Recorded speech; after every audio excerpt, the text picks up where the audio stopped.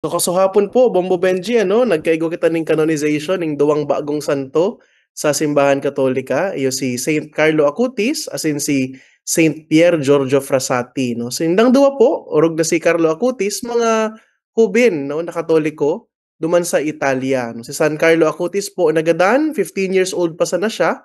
Alagad sa buhay ni Saint Carlo Acutis, ginibo niya ang gabos tanganing maipalakop maibalangibog ang debosyon sa banal na sakramento, no. Bako lang iyan kundi nagtabang man siya sa mga tawo, no. Si Carlo Acutis po kung iisipon, grade 10 student sana siya kanagadan siya. Pero ang impact niya sa katawuhan, sa mga nakabiso sa iya duman sa Italia, dakulang maray, no. Ang saro sa ginibon niya iyo an siya ang pinakainot na santo na nagibon ning website, no, manungod sa Eucharistic Miracles, no. Asin ngunyan, hanggang ngunyan, pwede pa iyan mabukasan kan gabos na tao na konektado sa internet. Siya ang may pinakainot na digital relic, kumbaga. So yan, si Saint Carlo Acutis, sarong ehemplo sa holiness na dahil imposible ang kabanalan anong ngunyan na panahon. Ayan. Si San Carlo Acutis, nagpapagirumdum kaya siya, no? Na dawa sa katahawan kan age ning computer, ning internet, dahil imposible ang magkaigwanan pagtubod, dahil posible ang maging banal, no?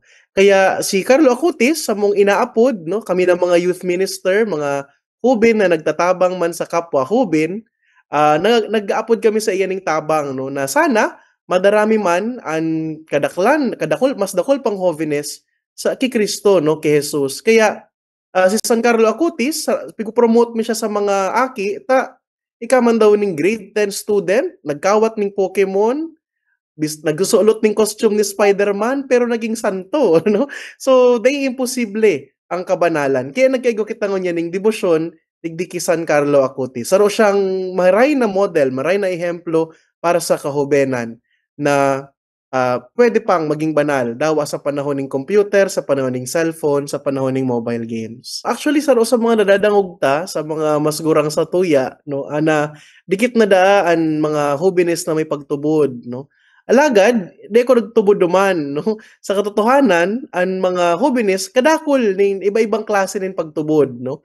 Igo silang inaapod na manifesting, di sila nag-aapod na mga ngaji ngaya ako, ma-pray ako, dahil ang apod nila dyan ma-manifest sinda. Pero kung niisipon ta, ang manifesting, garo man sana pagpapangadji.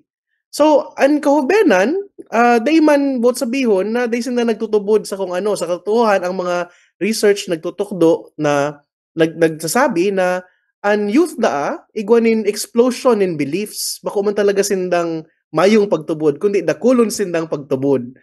Kunyan, tanganing maging banal an holiness, kay punta sindang ilid sa katotohanan, sa truth. Ang truth na iyan, katukdoan kang simbahan, sabi kang simbahan Katolika, as in, aside from being truth that is taught by the Catholic Church, it's a universal truth. Ang katotohanan ng pagpadangat, ang katotohanan ng karahayan ng gibo, ang katotohanan ng pag-asa, ng paglaom, gabos ini katotohan. As in, ang sa tuyang holiness, tanganing maging banal, kay puhan, madukayan ang katotohanan. So, sa hiling ko, no, arog ni Carlo Acutis na nagsabi na ang Eucharistia, ang sa iyang dalan pasiring sa langit, the Eucharist is my highway to heaven, iyo man din ito, ang gusto tang mahiling sa holiness, no? Kung kita maging banal, mahiling ta ang katotohanan na ang Eucharistia, o sa ng simbolo, kundi siya mismo si Kristo. Hawak, dugo, kalag, asin bilog na pagkatawo, Diyos nun asin tawo. So, yun po yan. Sa hiling ko, ang problema, dakulon kayang pagtubod, dakulon distraction, dakulon nagtutukdo. Alagad, ang tunay na katukdoan, madudukayan ta sa simbahan. Asin sana, sa katotohanan na ini, madarasinda sa kabanalan, asin duman sa langit. Kita ng mga Katoliko, natuod kita na ang mga santo, nakasulutin habito, mga haralabang bado, nabuhay ka itong 16th century, 15th century, iyan ang nahiling tapirming santo, no? Alagad ngunyan, kay Carlo Acutis, kay Giorgio Frassati, nakakailing kita ning mga santo nakasulot ning pantalon, naka-sneakers, naka-jacket, garumo sa naman sa sabatan sa sentro. So, ang impact ni sa kahubenan, saro talaga siyang nakulaon na pagirumdom na may dalan pa siring sa langit na imposible maging santo sa panahon ngunyan. As in, ito nga ni pong sabi mo, Bombo Benji, no, na gabos na igo kita ang sa tuyang social media, ang sa tuyang internet, iyo iniyuan puwedeng gamiton taman na tanganing mapalaganap an maray na bareta kan sa tong kagurangnan. As in, iyan ay sa hiling ko iyan ang impact sa mga aki 'no, digdiyo sa samuyang eskwelahan, bistadong maray si Carlo Acutis, as in hinihiling si Carlo Acutis na model ning kabanalan 'no. Nadawa nagkawat ka ning Pokemon, puwede ka man maging santo. Nadawa idol mo si Spider-Man, puwede ka man maging santo. So, iyo po 'yan, saro talaga siyang model, sarong panalmingan na dai imposibleng maging banal sa panahon nin Facebook, sa panahon nin social media. Sana ilingon ta ang buhay ni Carlo Acutis 'no, mag-search kita sa internet, sa social media, manungod sa buhay ni Carlo Acutis na kung paano na si Carlo Acutis dawa aki dinaranya an sa iyang ina, an sa iyang bilog na pamilya na dai ngani nagsisimba kadto, si Carlo Acutis ang naging paagi na sinda maparani sa simbahan. Lugod, maging ehemplo si Carlo Acutis ano na dawa ang pamilyata bako talagang relihiyoso, pwede na kitang mga hoven ang magdara sa inda sa simbahan. As in ikaduwa, ang lalo na ngunya na Peña Francia Fiesta, magduman po kita sa simbahan, mag-attender kita kan mga prosesyon, bako sa na magdalan ni mga parada, kundi magduman kina sa katedral as in mga nin novena.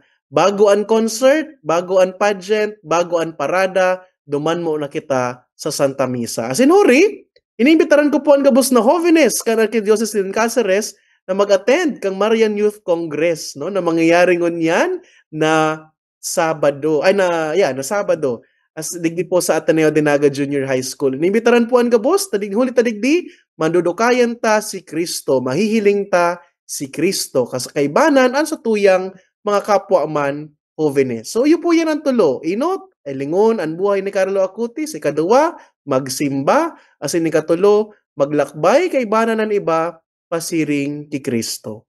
Yan lang po ang sa kuyang mensahe sa mga Jóvenes kan na nagdadangog ganyan sa Bombo Radyo.